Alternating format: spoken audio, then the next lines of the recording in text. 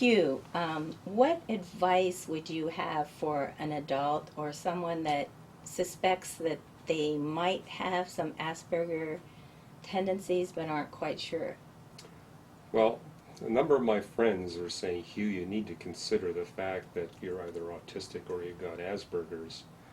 And at first I said, no, it can't be. I don't see that. But, I had enough people saying that to me, especially my wife said it to me. I said, you know what, I'm going to start taking the tests. And what I discovered is if you go online, there's like 16, 20 different tests you can take. So I decided to just take all the tests. But I also thought it would be important to have that confirmed. So I asked my friends and my wife to take those tests as if they were me. And so I want to make sure we were being objective about this, because it'd be easy for me to read things in there. And so I looked at the way they would evaluate me on the tests and the way I evaluated myself on the tests. And it was encouraging that there was consensus. So I was trying to be careful not to allow my own personal biases get in the way.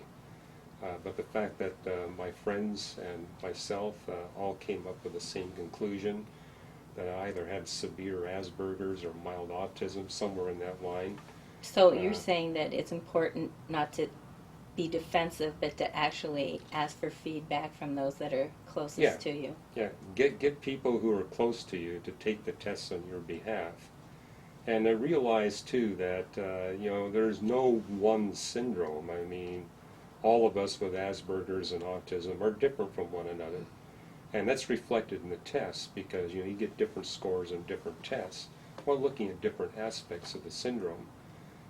But I scored high on all the tests, so that was reasonably certain. A little hard to Hard overlook, to deny, right? In fact, some of them I scored unusually high on, so because that's what we're saying, no one's going to get all of these. Well, some of the tests I actually did. So, and then reading some of the books, I found Phil Atwood's book to be very helpful. And what's the title of that book? I'm trying to remember. It's Asperger's is the main thing in the title. Okay, right. But it's really a good diagnostic tool, and it's filled with advice on what to do once you find out that you have this, and also gives good advice to people who are either married or a parent to someone with Asperger's. And so that book was real helpful. I particularly appreciated the way Phil Atwood talked about if you've got Asperger's, how do you relate to your children? It was much easier with my wife because she married me knowing I had issues and problems, and so she always kind of took that into account. And in fact, she was a very great hand in helping me deal with some of these issues. But it was my sons where I really needed help, and this book was very helpful. And that's not the only book. There's several good books. There's also good biographies that people have written. And to recognize, too, that it makes a big difference what your IQ level is, how you respond to the challenges.